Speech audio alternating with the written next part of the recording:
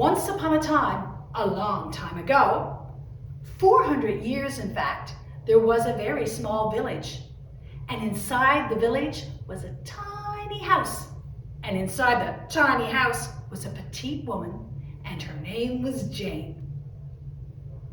Hi everyone, my name is Michelle Clements, and today we're going to talk about how you too can write your own personal narrative stories. You know, people have been telling stories not just for hundreds of years, but for thousands of years. They told stories of great adventure on a hunting trip, the wonder of childbirth, or maybe even a funny story about an aunt or a friend. You too can tell personal stories of your own. And as a matter of fact, you can do that in 3 easy steps. Step 1 is write the story. Step 2, memorize it. Step 3, get ready for a performance. So, let's go back to my place and get started. So organize your ideas, in a logical pattern, maybe just from the beginning on through to the end. But you can throw in a flashback if that makes it more powerful. Next step is write honestly. It's the best way to say it. Write the truth of your narrative. Of course, we're going to embellish something to heighten the humor, or we might change the story a little bit to emphasize some tragedy. But have it come from you, from what you feel, and that will translate to your listener, and they'll feel along with you. Next step is paint a picture. Is it a bright sunny day that it happened on? Was it 400 years ago? Or is it going to be taking place in the future? Try to find language and words and description to put your listeners right there with you so that they can see, smell, and feel the things that you do. And that way you'll capture their attention and keep them hanging on to your every word. Now we're getting there. Next step, once you've finished writing the story, go back and edit it. As a matter of fact, have someone else look at the story and read it with you too. Read it out loud, make sure it flows. And if you're stumbling over a word or a phrase, change it now before you start to memorize it.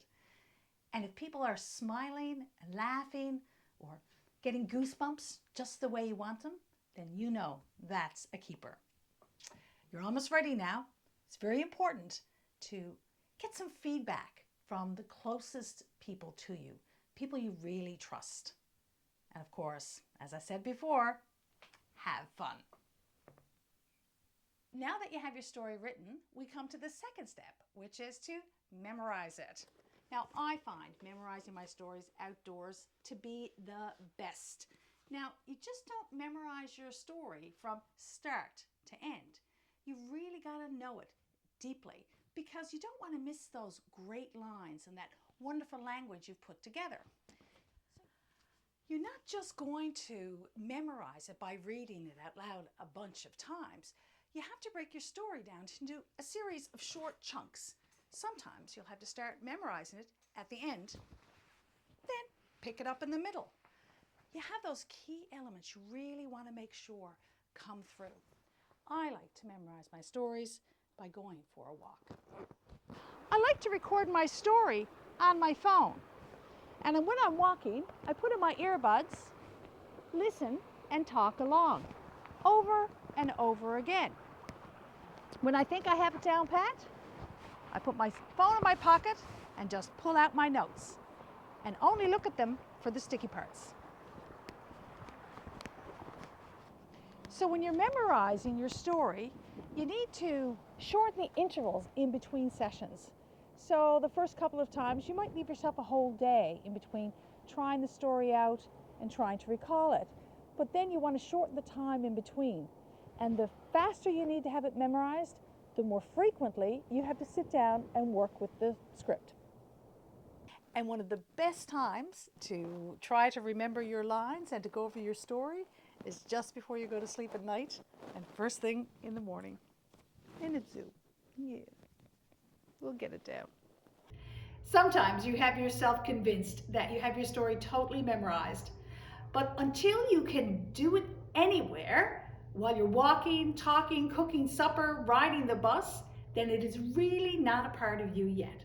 So keep working on it until it's smooth in every space and location. And now we're at step 3, which is perform your story. Make sure you use a little gesture appropriate to your tale. Make sure you speak slow enough so that your audience hears your story. Try to think of ways to get them involved. Maybe they can be the one helping to cast the spell. Or if you have an animal in your story, maybe they can bark along like the dog, woof, woof, woof, or say meow, or even caw like a crow if that's part of your tale. Get them involved. Help them stay connected. Have your eye wander the landscape and try to catch the eye of various audience members.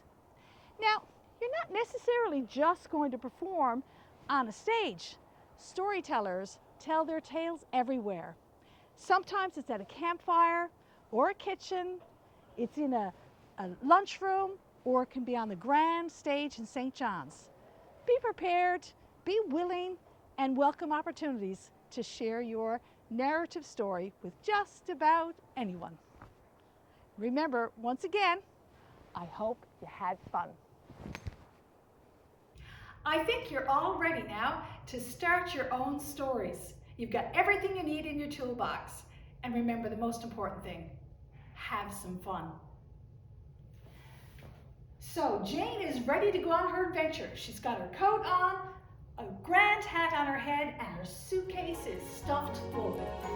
Jane locks her door, turns to face the road,